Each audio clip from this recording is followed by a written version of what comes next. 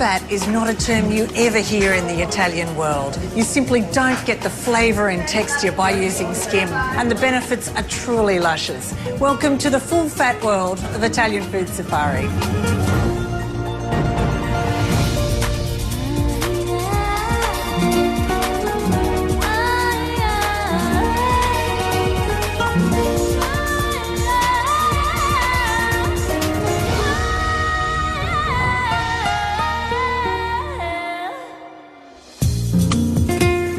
In our final Italian food safari, exceptional buffalo mozzarella, a beautiful caprese salad, spring lamb from Robert Marchetti, and a full-on Calabrian feast. Oh.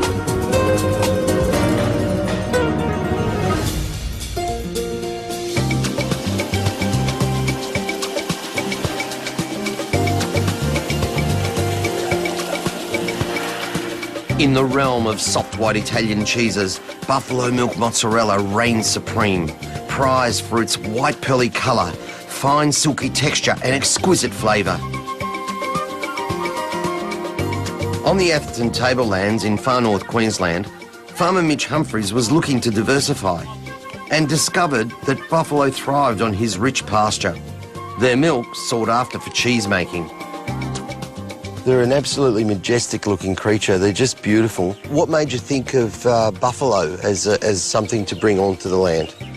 Buffalo are quite adapted for Australian conditions. It's surprising. I mean, they have them in Europe, obviously in Italy, but we found that they're very suited to the wet tropics regions up here.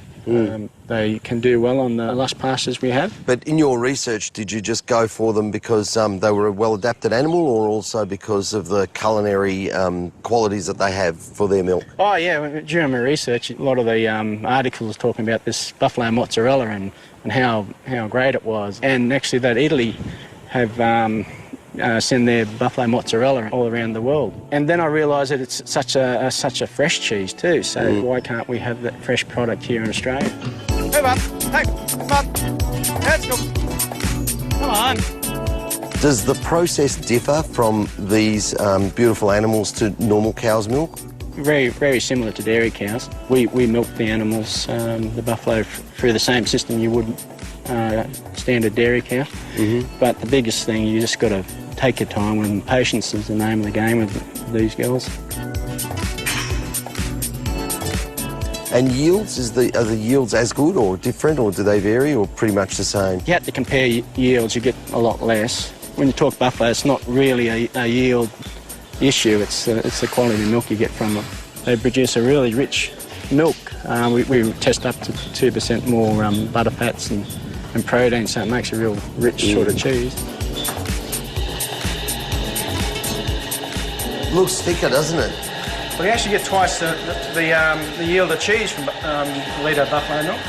So a little bit less yield of actual milk, but you get more cheese out of it because of the fat content. Even though it's richer, it's not a strong tasting milk, it's very subtle. Well, it doesn't get much fresher than this. It's amazing. You get that in you. That's a big taste, Mitch.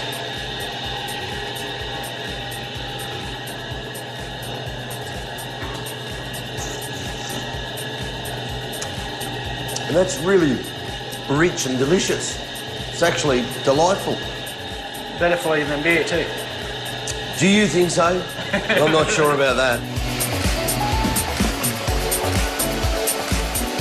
As luck would have it, an Italian cheesemaker came to settle in the region, eager to use buffalo milk. Vito Minoia and his son Giuseppe moved from Puglia to Cairns, relocating their cheesemaking business halfway around the world and into the tropics. A move that has seen their vanilla cheese factory win numerous awards of excellence. So Giuseppe, the buffalo milk comes fresh every day, but when it comes to you, it's not pasteurised, it comes raw. Yeah, it's raw. We pick it up raw, we bring it down here, we pasteurise it, and then we work it. Once the milk got into the vat, we culture it with bacteria culture. Yes. Okay. Then we add rennet. Right. Okay. And after you put rennet, you just got to wait that it settles like this. You can see it's a whole... Oh, right, so it's solidified now completely, hasn't it? Yeah. Completely. So what's the next step? Next step is the cut of the curd. So it's where we separate the cheese, which is the white that you see, from the whey. Okay, which is so the liquid part. Slowly, slowly.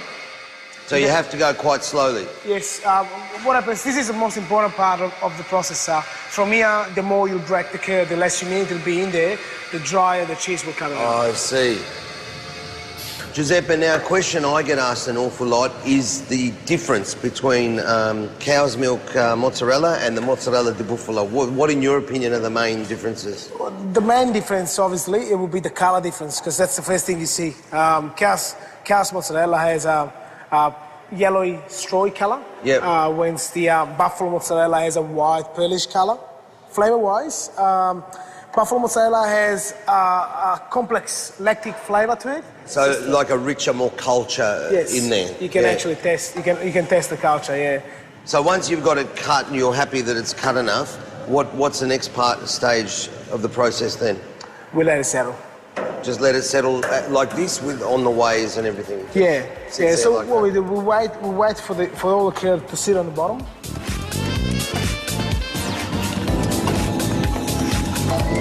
Now the process is the curd goes in there. Yep. Curd goes in there. At the end of this tube, there's a blade. So that blade just chops it all up into little pieces. Little pieces when it mixes with the hot water. Just water. Water and 90 degrees. That's all it is. 90 degrees. 90 degrees. So this automates that whole process of stretching and stretching it over and over again. So in this case, machines, it's better than a man. Because it's got the power to be able to do it. It does it always the same. Okay? It always picks up with the same strength and drops with the same strength. Yeah. So how long does it take of stretching like this for it to be ready? About 15 to 20 minutes. 15 to 20 minutes. Yeah. So you can see the texture already. You can see all changing, yeah. It's amazing.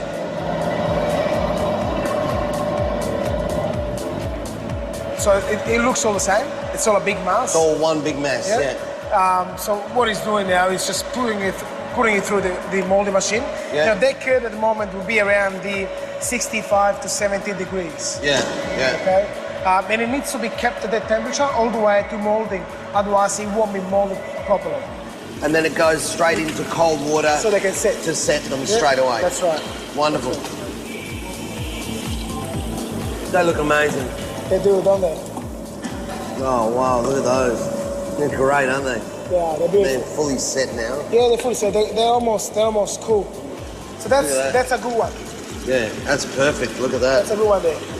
This I have to try. Yeah. Nice. Sensational. So full of flavour. Very juicy as well. You can really tell. Yeah, juicy. And the curd, as you say, a lot more culture in the curd. You can taste that coming through. It's got a sort of strong lactic flavour to it. Yeah. Yes. It's amazing. Couple of bottles. Yes. Buffalo mozzarella has many uses in cooking, like topping pizzas, and there's a salad that sings with the freshness of its ingredients. Let's make the classic caprese, the caprese salad, which is an all-time favourite of mine. It is. It's lovely. It's the colour of the flag. And best of all, it's easy to make. Just get really high-quality tomatoes, because, you can smell that when I'm cutting into that. Well, they look beautiful. Every slice is perfect. They look beautiful and they smell great. So all you're really doing is putting together some basic ingredients that just marry perfectly. There we go. That just goes in there. Now, for my insalata caprese, I absolutely love to use capers. And use the baby ones? Just little baby capers. Just sprinkle them on top like that. Freshly cut parsley. And, of course, where would you be without the basilico? You have to have... We're tearing, bruising, the usual suspects. Right. Because the idea of that is so that a lot of the flavour starts to ooze out of that basil and you start to smell it. Salt. Nice sea salt there. And, of course, some freshly cracked pepper. And with the final flourish... Some olio d'oliva. Extra virgin. Look, that's health food, surely, isn't it? Oh, look, beautiful. how good's this for you? But I'm feeling a little generous today, as you can tell. and You don't have to use balsamic for this. It's a preference thing again. Right. I actually find that balsamic can be a little overpowering in this dish, so I'm just going to use a couple of little droplets. But what works really well is white wine or red wine vinegar, like a Cabernet Sauvignon vinegar or a Chardonnay vinegar or something like that. Preference, it's what you like. Also the Spanish sherry vinegar. I love that. Just sensational for this. So we can go over the border for that one. Absolutely. Yeah.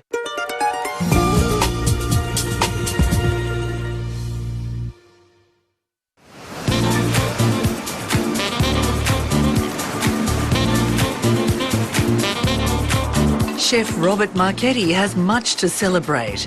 As executive chef at Iceberg's dining room overlooking Australia's most famous beach, his take on Italian food has diners flocking. At home, celebration calls for young milk-fed lamb, cooked in a method learnt from his father, who's from the Marche region of southern Italy. Robert, in Italy, lamb is something that's used for celebrations largely, isn't it? Pretty much, yeah. It's one of those things that everybody nurtures all the way through the harvest times, and they love their lamb so much, feed them so many good things, and part of the family almost, the scary family, of course, and then at Easter time, then they decide to slaughter the lamb and celebrate it with everybody, so they take it really seriously. And the lamb that you're using? It's from Flinders Island, which has got natural salt in the air, which gives it an intense flavour, but it also makes it incredibly juicy and also salty.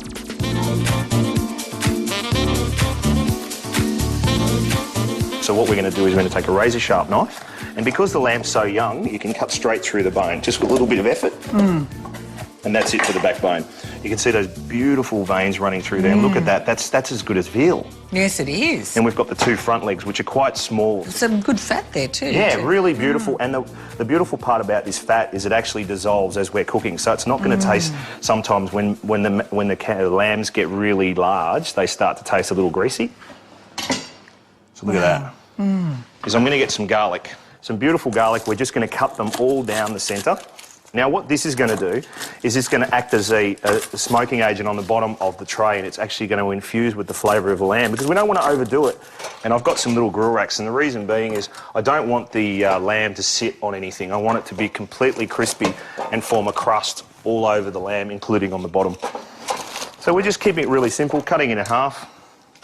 2 racks over the top. So now what we're going to do is I'm going to make the massage oil. The massage oil.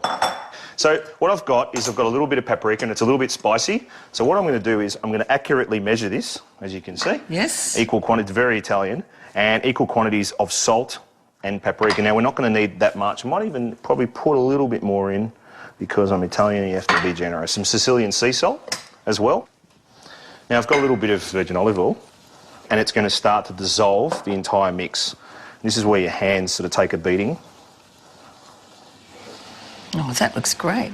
Now, firstly, what we're going to do is we're going to start to massage these lamb front legs just with a little bit. Now, you can overdo it, so you need to be really, really careful that you don't put too much on. And just on, oh, right, all over? All over. Okay, so we're going to tuck these two together up here. And then we're going to get the saddle, which is probably bigger than my oven, but that's okay. Now, why is that okay? Because I don't usually cook this at work, then I bring it home. Now, I've preheated my oven to about, this oven here goes to about 280 degrees. I think most people's ovens do that high. You want to basically cook the lamb as high as possible for the first 15 minutes. Yes, yeah. Because that's where you're going to seal all and trap all the flavours in and start to form a crust. Well, I think the saddle and the two front legs take about 25 minutes, and the leg's probably going to take around 45 minutes. Now you can see now it's got the most beautiful crust on it, and it absolutely smells divine. What we're going to do, we're going to take this out. We're going to leave the back legs in there because they're going to take a little bit longer, and we're going to let these just rest up here. All right, that looks fantastic. I'm going to do a really scientific approach now. Yeah, that's ready. Yep. No, that's the scientific approach. All it is really just me pushing the meat off the bone a little bit. So you have some greens with it? Well, these are, you know, the technical name is mache leaves, but the nickname is lamb's tongues lettuce. So what I want to do is I want to grate a little bit of horseradish. I'm being very rough. I'm not even going to take the skin off. It's very spicy. This is where the heat element's going to come in. I'm only going to add a really, really tiny pinch of salt. Now what we've got to do, a little bit more olive oil, and we've just got a little bit of aged balsamic. We've got the beautiful salad. Now, This is only usually something that's kept for special people, but you can have a try. Oh, thank you. That is my favourite bit. Oh, my. Look at that. It's so moist. And you can see, even though it's cooked right through, you can see that the juices are still there and they're full of flavour. That's great. We'll cut a nice big crunchy bit off as well.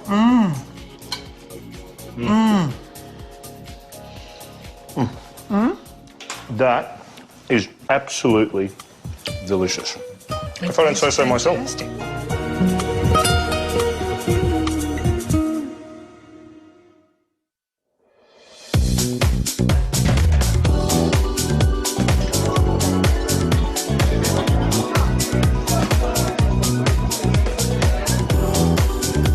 When Vince Gareffa's family and friends get together for a quiet Sunday lunch at his home in Perth, there are never less than 20 people around the table.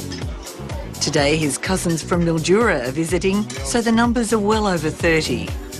So when you entertain, there's always heaps of food, like never just enough. Oh, yeah. It's I mean, abundant. if you invite, I just remember, I know how poor we were in Australia those first 20 years, and I realised that to show the gente, the people, you know, that we had something. A feast was a feast. You know, and these days with our kids, we just share such amazing abundance. And they haven't known hunger, you know, and I only remember it because I'm doing pretty well these days myself. Vince is a butcher who established Mondo di Carne, the world of meat, in the late 1980s, specialising in good Italian sausages and all cuts of veal. And to be able to get a shoulder like this would have been a huge event.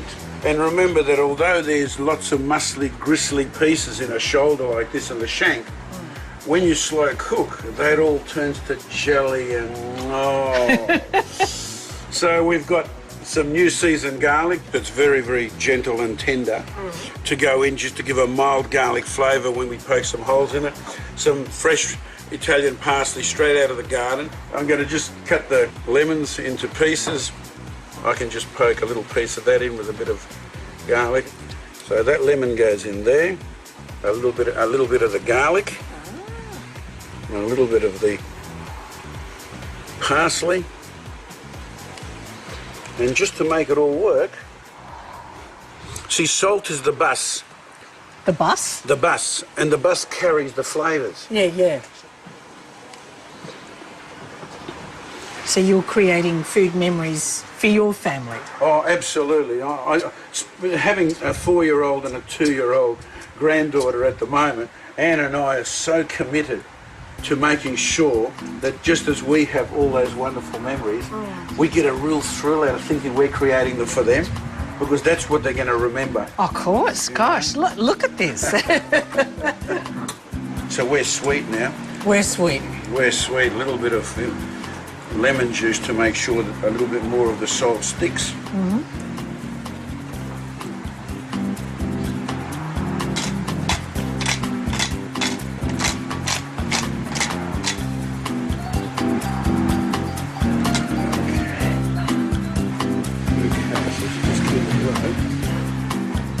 The veal shoulder is turned slowly by a clever device Vince rigged up using an old washing machine motor. Let it roll for about 4 hours. It's just going to... I want it to cook down to the bone and be falling off towards the end. Beautiful. Meanwhile, friend Natalina Cherubino is rolling dough for a savoury snack she calls laci.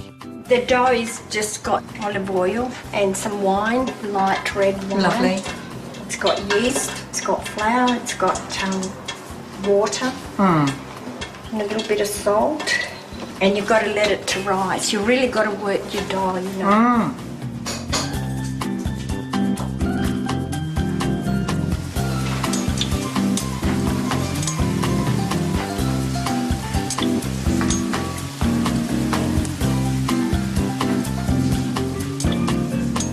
They're so light. Yeah, they do come light. It's an acquired taste, but No, it's not. it just goes with Crunchy, beer. beautiful. With beer, it's just so good. And They're lovely. We do it with the sauce, which is absolutely Vince's wife Anne uses fine slices of her husband's special veal to make cotoletta or cutlets. They're actually a version of schnitzel. She coats them in a mix of fresh breadcrumbs, parsley and grated parmesan. This is always something you do for a Calabrese feast? Oh, yeah. If you don't have cutlets, you know, and it doesn't matter how many roasts or pasta or whatever, you've got to have cutlets. Oh. We cook in olive oil, so you get it to a nice sizzle, and you just drop a few in the pan. And usually it's just a couple of minutes each side. So very light golden brown? Very light, yeah. That's the tomato and the onion that's been cooked down. A sauce for the cotoletta is made by blending cooked tomatoes and sautéed peeled red capsicum together. And that's easy as, so the sauce is ready. It smells beautiful. I think so, yeah. Yeah. The rich sauce is layered between the cotoletta. So once it sits in there and the flavours develop, trained her well. Yes. Vince's sister Tony is the expert on a family recipe called simply torta della nonna, grandmother's pie, which features chocolate and vanilla custard in a short crust base. Now, Nonna's rule, the yellow custard always goes down the bottom, chocolate custard on top. I don't know why that rule is, but we're not going to change it because that's how it's always been. And that goes into an oven probably about 170, 180 degrees for about 20, 25 minutes. And it's yummy, and it's really, really nice. Hot or cold. Sounds great. Hot or cold. Lovely. An Easter cake studded with eggs is a must. Vince uses fresh eggs and laces the dough over the top to make a cross over each. Now, are these hard-boiled eggs? No, they're just raw, and they roast as the pastry rises. Ooh. And the dough, is it a sweet dough? The dough is like a brioche. Brioche, beautiful. Which I hate using the word because it's not Calabrian, eh? It's not Calabrian. Now, the cross on each egg is symbolic, one imagines, yeah. Absolutely, yeah. Yeah. And the kids, you know, when they grow up having had one of these, all the chocolate eggs in the world mean nothing. Isn't that when they wonderful? They remember this. Yeah.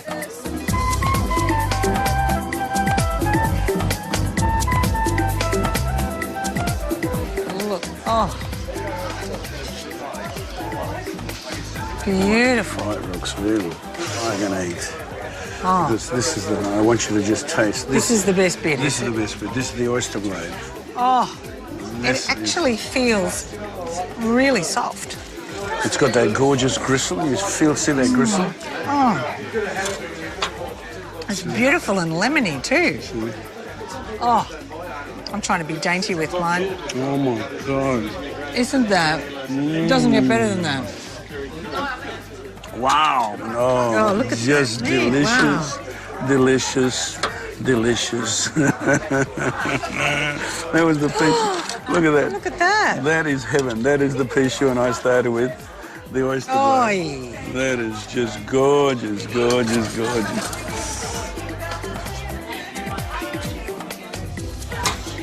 And anybody that's watching will look at all those succulent pieces and say, I wish I was there. Oh, absolutely.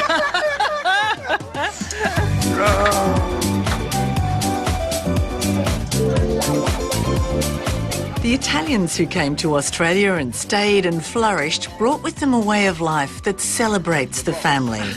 A group that usually spans at least 3 generations and loves to gather to eat and drink together. Finally. 100 anni mai, 100 anni mogliere. Grazie mille. Well, Vince and Anne, thank you for your generosity and sharing your love and recipes with us. It's a pleasure, anytime. It's a pleasure. Ah. Viva Calabria!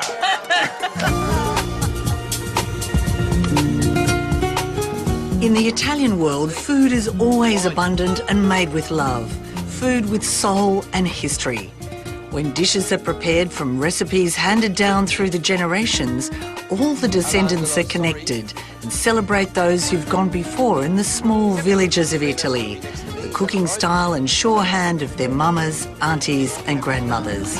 It's too. He's a good cooker, isn't he? Their beautiful food recreated halfway around the world in a glorious memento of the essence of Italy. Very cool.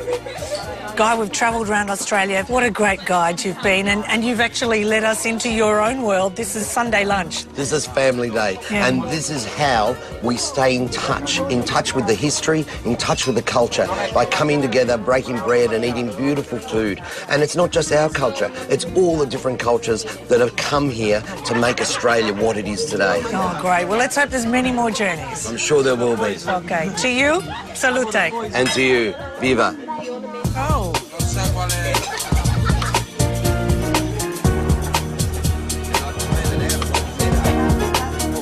Because it was there. What did you